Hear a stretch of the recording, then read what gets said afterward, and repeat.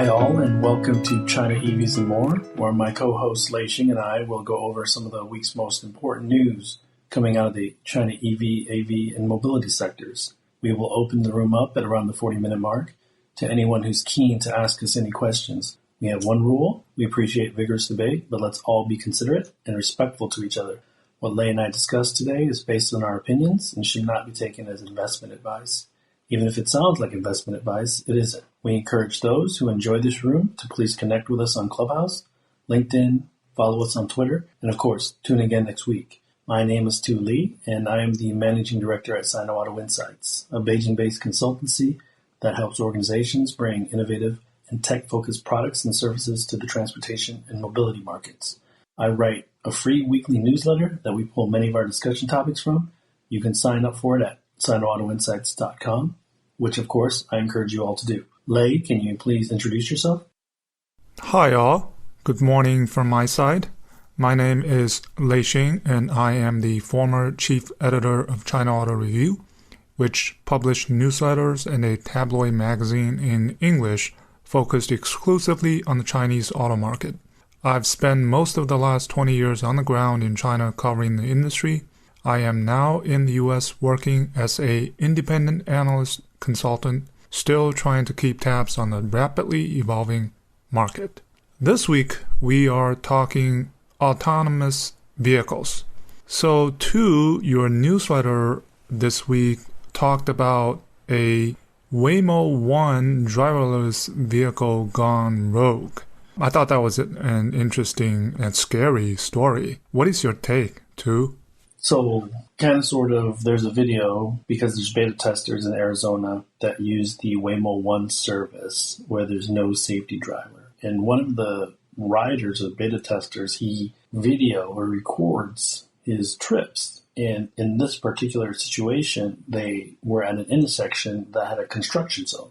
And the right lane where the car would normally turn right was occupied or blocked by the cones. And so once the vehicle reached that area, I think it had, so I've spoken to a couple of people about this. I think the machine learning algo had problems initially identifying the cone, which put everything else in disarray, because normally I've been told that the machine learning algo will identify objects and then the perception planning will take over in order to figure out which way to go through, go around the object, or whatever the scenario is. And so I look at it as how fragile autonomous driving is and how far we still need to go.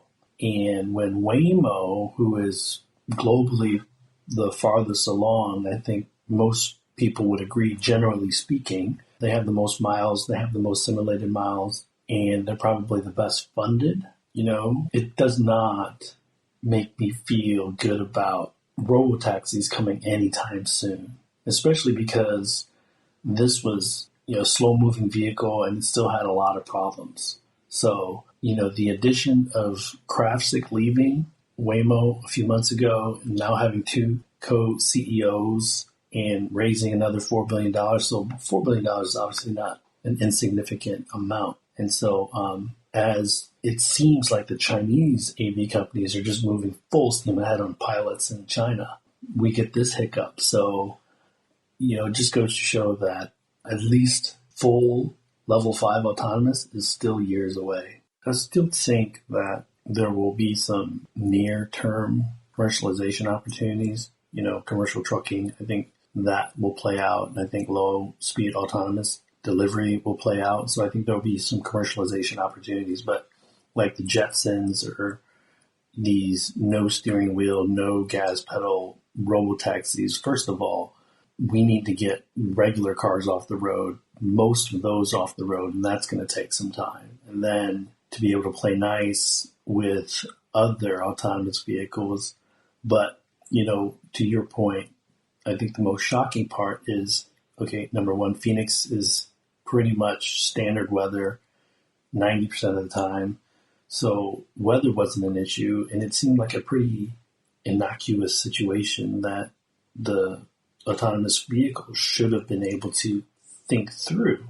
but, it was recorded for posterity's sake, and now it's posted all over the internet. So, but it does go to show that even who we thought the leader is still having problems with what I think most folks would have thought was a fairly simple scenario. Maybe you can talk a little about Pony and some of their announcements recently. Let's move on to some Chinese AV companies. Yeah, so Pony announced the expansion of its Robotaxi service in Beijing across a wider area in the southern part of Beijing. And I think what they also announced is working with the 3 ride-hailing platforms. There's one in the north, a T3, right. a ride-hailing platform, and then also working in the southern regions. So this is, I think we're starting to see the players, they pick and choose. On the one hand, you have Didi, right? Didi is working with recently announced agreement with GAC Ion, and then Baidu is working with Geely, right? In the Jidu joint venture. So you have the Didi as the leading ride-hailing platform doing their own autonomous driving. And then for players like Pony, when they want to scale, they're working with these more local, regional-based ride-hailing platforms to scale. Yep. And they already have obviously a sort of dedicated production line for their robotaxis, with Toyota being a major investor, with the Lexus 450h dedicated production line for these robotaxis. Retrofitted, obviously. Right. And you sort of see, the players getting into different parts of this chain, and, the problem is how to scale. No, so their Pony is pretty ambitious because they also have pilots in Fremont and Irvine, right? So I think they have pilots in 5 cities: Guangzhou, Shanghai, Beijing, Fremont, and Irvine. And, right on their heels was WeRide, who had announced this week as well that they've raised several $100 million. And this was just after, I think 3 months ago, they announced they raised $300 million. So it's definitely a race here to put more pilots in place. And, I mentioned to you last week that I had a conversation with the Baidu folks and just, answered some simple questions about how they could differentiate themselves between these other players. And, Baidu, the Apollo program, it's logged many more miles than these other startups, whether it's Pony, AutoX, or WeRide. And so I think they should lean into that and say, you know what, although there's numerous competitors in the AV space in China, we are still far ahead with regards to actual miles driven and simulated miles driven or kilometers driven. So, I'm planning on spending the summer to go try these services out and document the differences in them. So hopefully I'll be able to share my thoughts with you guys once I'm able to try all of them out this summer. So. Yeah, and for Baidu, their leadership, I think they're different from the other players, is that they're more comprehensive, especially with the Apollo platform. So they have basically 3. This is what Robin Lee wrote as a kind of internal letter describing their 3 kind of business models for the Apollo business.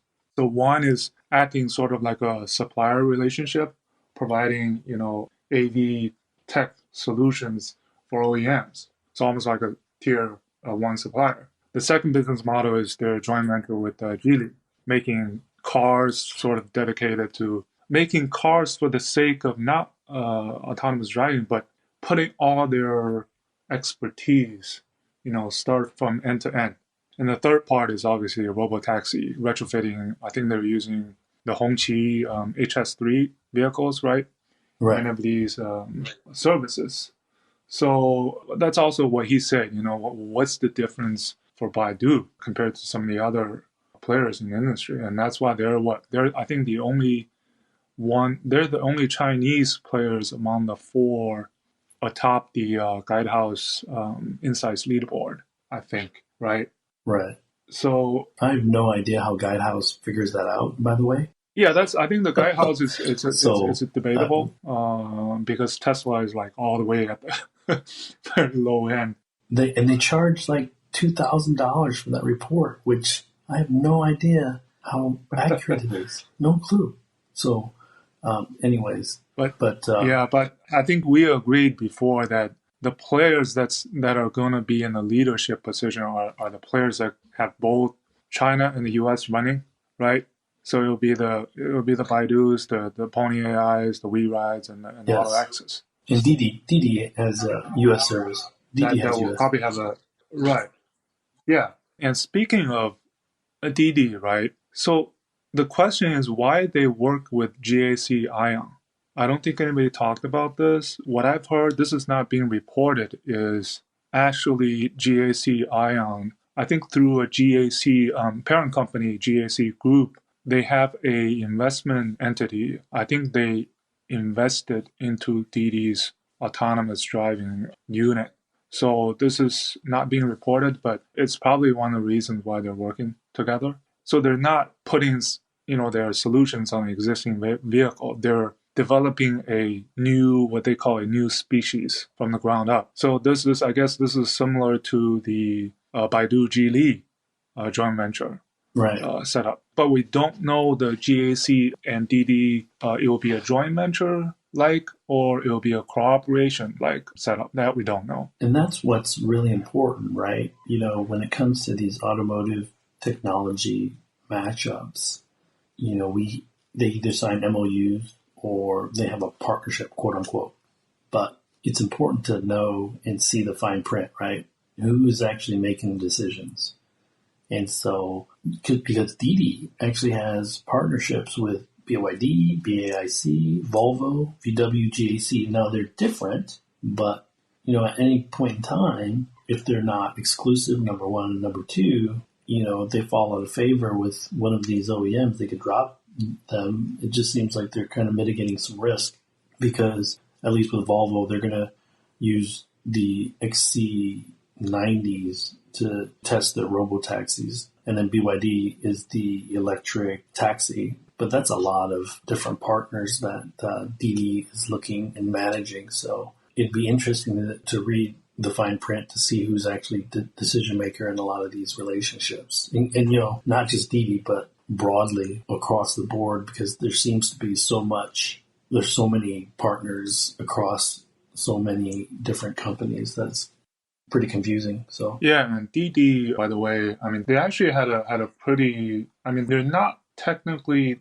late to the AV business. I think starting in 2016, they started to have a team set up, both in China and the US. But I think Didi sort of piggybacked on what happened to Uber, right? So Uber had also had a deal with Volvo several years ago, also on XC90. But now, right, Uber's autonomous driving group is sold. And Lyft recently sold their business to Toyota? Aurora? No, Uber sold to Aurora. I think Lyft sold their self-driving business to Toyota. I might be wrong. You're right. Yeah. So now Didi is like, that's right. We're the only one left. So we got to move. So they have interesting setup is now have this experience with BYD's dedicated taxi, ride-hailing taxi with the D1 and the XC90, which is the retrofitted Robotaxi style. And then the GAC Ion is from the dedicated ground up sort of new species. So there's three different types of operations that they're now working on and just sort of kind of expand, Do you think the Didi-GAC partnership will be more like one of those pods, those like cruise automation pods, as opposed to a conventional car? Is that the difference that we think it's going to be? I feel like it's more similar to the Baidu Geely setup, where it will be a car, but it will not be a cruise origin type of vehicles without wheels and pedals. But we don't know the exact details. But, for companies like WeRide, right, they have a robo minibus, which one of their investors is provide. I think they're using Byton bus. And I think So I think the GAC Ion, Didi, and the Baidu Geely are sort of the similar setup. We won't see them for a few more years. Yeah. Right. Now, I did want to get your thoughts on that announcement by the central government about essentially capping profit. And they warned, they didn't warn, but they created awareness with, the Meituans and the Didis. That's going to affect Didi's IPO. Is it going to put a cap on their valuation? Have you read anything that gives you a little more detail, or what are your thoughts on that? I haven't read too much into it, but this is exactly the thorny issue that not only China is facing here, especially after, now that things are opening up. And I see here in the US, right, hiring for drivers are like way up. In my local school, UMass, Right. they're hiring drivers for driving the buses on campus, $70 an hour. And then the truckings, right, the drivers. So this thorny issue of that these AV companies facing is obviously for Didi, you want to get the driver out of the cost, out of the services, right? But then China is like, we need to talk about the well-being of the drivers and the same everywhere, right? How these, food delivery platforms, you've heard of these stories, right? DoorDash, Grubhub, how their drivers have to, just to earn that extra bit of money, what they have to do. Things like these. And that, in the longer run, I think that puts, I think you talked about, the valuation, right? Yeah. When you cost of the human driver in all of this, as you move from kind of the assisted to fully self-driving. And that's why we're probably going to see, back to what we talked about earlier, that this 10 to 20 year period, we're not going to be seeing, all of these drivers that are out of their jobs. I think that'll continue to take some time. Yeah, and it couldn't have come at a worse time, a few months before their IPO.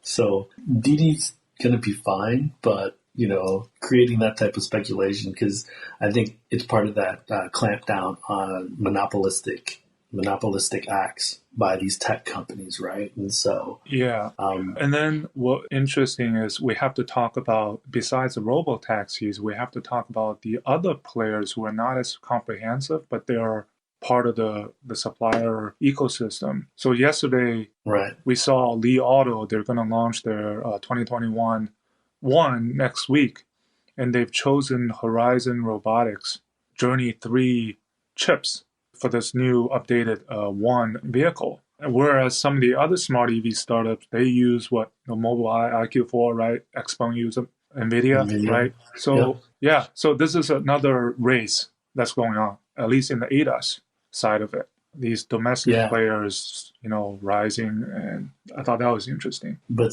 the chip design and manufacturing is like autonomous vehicle. You just need to just plow a ton of investment into R&D. And then there was that 60 Minutes interview of the Intel CEO. A chip fab is $10 billion a pop. And so the Chinese government is putting a lot of eggs in Horizon's basket. SAIC had announced that they're going to be using Horizon chips in the future. And so do you think that you're going to see more Chinese EV companies and AV companies move and transition over to Chinese chips in the next 24, 30 months because they want to support these Chinese chip companies? Or do you think they'll still try to use foreign chip manufacturers and chip designers? I think there's a balancing act. The trend is clear that more will use, these Horizon players like Horizons. But at the end of the day, for NIO or Xpeng or anybody else, when you launch, like for the ET7, what they claim to be, right, is a new generation of vehicles. Right. Their biggest selling point is actually the autonomous driving. And what can provide, what capabilities they will need to provide what they claim they will have on these capabilities. Then you have to think about, okay, you have to weigh, right? Oh, this guy supplies better chips or anything else. So it's not going to be, a switch overnight. But I think that's the area of competition that we should be watching closely. Not only the entire AV, but another example is Hesai, right? That was another announcement. Hesai, right. Who are they working with? Yeah, he sees so many news that you. Yeah, I think I wrote it down. Yeah. We'll figure it out. But, one thing that I will say, there's, in particular, these technology companies, they don't like to Let's start with use, Byton. generally speaking. Sorry. Yeah. Oh, yeah. Yeah. Right. For the Apollo. Or the Baidu. Yeah, for the Apollo. Yeah. Robotaxis. Future. I think it's the fifth generation robotaxis. Yeah. And that has, some of those decisions have to be to curry favor with the government, I would think. But let's say Horizon becomes the major supplier of chips, and they do respond and innovate. A lot of technology companies, at least in the West, they don't want to use the same chip as their most fierce competitor, right? And so if another Chinese chip design startup was able to also create some notoriety for itself, I think would create a major opportunity. For instance, Apple, what they used to do is they would never ever complete their lineup with NVIDIA chips or ATI chips. They'd want to keep that balance in order to maintain the competition between both parties, right? Because they would never want the supplier to hold that much power over them. And so if you don't see one or two other Chinese chip design startups stepping up, you're going to start to see Horizon, and Horizon is able to break into the high-end complex chips. You're going to see them have a ton of power over these companies. And so, that's something to watch for. Yeah, and also just to add this, that what I thought Robin Lee of Baidu, he actually talked a lot on this sort of smart transport. So autonomous vehicle is only part of that smart transport ecosystem, right? So recently they announced this program with Tsinghua University, the Apollo Air, which is basically what do you do with vehicles that don't have the sensors? Then you put up these sensors on the streets, light poles, the right traffic lights, right?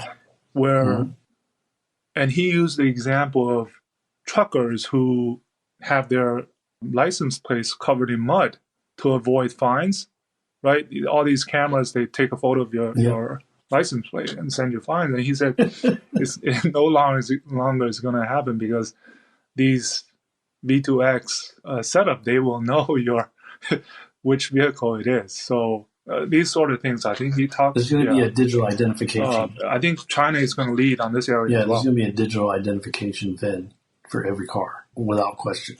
For sure. And I think Beijing is going to do something. They're probably going to be announcing some sort of congestion rules with now digital license plates coming. So if you enter a certain part of the second ring or even more toward the center of the city, you're going to, right? So you're just going to be automatically charged a fee. So expect this to happen. So kind of an aside to that, I was just reading that Beijing is opening up 60,000 license plates this month. So let's see how Tesla's sales look this month, next month, and see if there's an uptick because of those license plates. I would imagine that a good portion of those license plates are going to end up going to Tesla vehicles. That's just a quick aside, but sure. Maybe we can move on to Foxconn and some of the aggressive moves and announcements that they've had. So Foxconn is now working with several players. The recent Stellantis announcement, Geely, Byton. I think these are all, and also Fisker. These are all a bit different, right? So the Stellantis is a joint venture, mobile drive as kind of like a smart cockpit thing. Kind of like a supplier to Stellantis itself, and also possibly to other third parties. And the Fisker setup is more of a contract manufacturing, right? And then Byton is more of like an investment, and Geely is also sort of a contract manufacturing. So I thought what was interesting was the Well, Foxconn let me say chairman. this. Yeah, Let me say this, Lei. I think you're calling it an investment is generous. I think it's a bet. bet. Yeah, okay. But what's interesting on the Fisker setup is that Foxconn chairman Yang Liu, he said with the pair, right, personal electric autonomous revolution. I don't know whether I got the acronym right, but we have world-class supply chains in place to support Project Pair, in particular, securing the reliable delivery of chipsets and semiconductors. So that's their leverage, right? With all this chip shortage thing is going on. I thought that was interesting. Right. But the one with the Atlantis was a little surprising because early last year when they announced that they were in discussion, it was for a joint venture to make EVs in China. But that turned out to be different. What are your thoughts? The Stellantis actually makes sense because they're in cost-cutting mode. I think Tavares said he needs to cut $5 billion in costs this year. And I was talking to someone working at GAC, and they didn't seem very happy about some of the negotiations going on between the parent company and the joint venture. And the joint venture is actually, I think I might have mentioned this in the previous Clubhouse, that the joint venture is actually still called FCA GAC because the board refuses to approve the change over to Stellantis because they want some guarantees with funding and future programs. So there's drama there. But regarding Foxconn, I think they're an amazing company. They know how to build the shit out of an iPhone. But what they're going to find is, building a car is completely different. And I think the folks here in China and the media folks saying that, an EV or a smart EV is basically a smartphone on wheels. I think that's I think it's completely wrong, because there's so many differences. When you're manufacturing a car or designing a car, there's all these scenarios that you need. I'll just give some quick examples, right? You're in Arizona, it can get 120 degrees. The car needs to start, right? Try putting your iPhone in a freezer for the night. Is it going to work the next day? Probably not. And, look at these manufacturing sites, right? The size of the parts, just the physical size of the parts, and then having to deal with the safety aspects, right?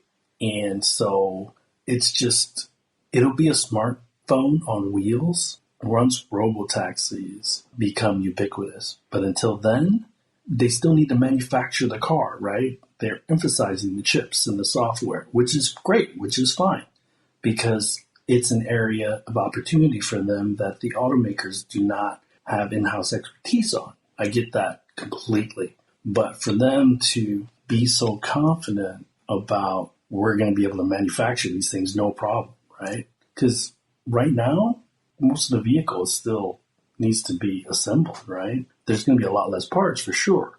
There's no powertrain, but they're still going to have to buy these huge build these huge factories and get them built. So, I think Foxconn is going to be humbled in the near term, trying to figure out how to build cars for Byton, how to build cars for Fisker. And, the thought that Apple may eventually go to Foxconn because they already have this strategic relationship in iPhones, I think that's going to be, I don't know if Apple would want to do that because Apple's still going to want to control a lot. And if Foxconn is building hundreds of thousands of cars for somebody else, Apple's not going to want to probably use them. So, I think Foxconn in the short term is going to have a ton of growing pains because if you look at the partners that they have, none of them are super premium, right? Like Fisker and Byton. Byton couldn't get a car to production. So they're taking risk by partnering with these smaller companies. Do I think they'll eventually get it and succeed? Yes. Do I think they're overplaying their hand or think they're going to be so successful because they can source chips, they can manage software? Yeah, that's fine. But, the software that they're managing is different, right? Yeah. It's not the same. And here's another simple statistic. Mac OS X, 80 million lines of code. The Ford F-150, 150 million lines of code. So, the levels of complexity are completely different. So Yeah, and Foxconn, you're right. The players that they've chosen to work with are either behind on everything, whether it's EVs or connectivity like Stellantis, or players who haven't established themselves, Byton and Fisker, who are only so far on paper, right? Maybe with the exception of Didi, that's a different animal. But right. I think the key part of this Foxconn thing, again, is whether they can make that MIH alliance work, because that alliance has, combined all the global suppliers, which Jack Zheng is leading. I think that's a crucial part of this whole setup.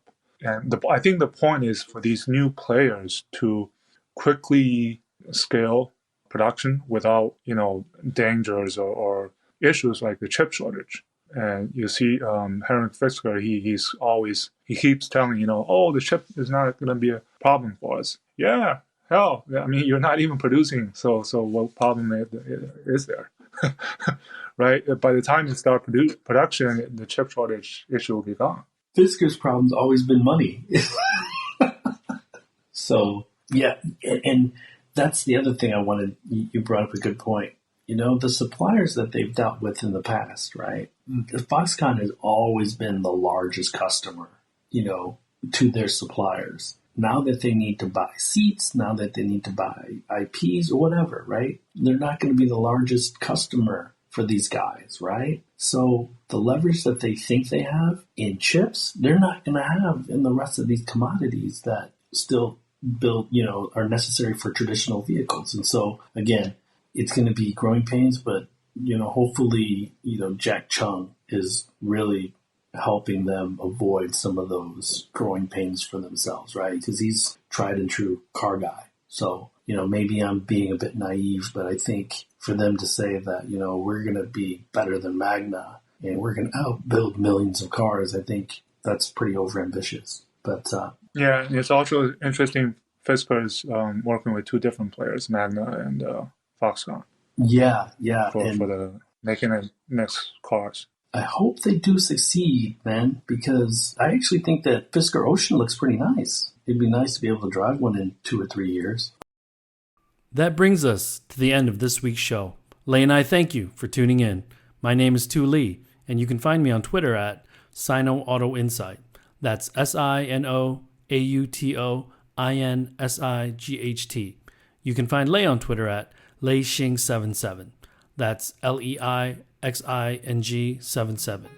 If you wouldn't mind rating and or reviewing us on Apple Podcasts, Spotify, or wherever you grab your podcast from, we'd appreciate that as well. Even better, if you enjoy this show, please tell your friends about it. Please join us again next week as we track down all the latest news on China, EVs, and more.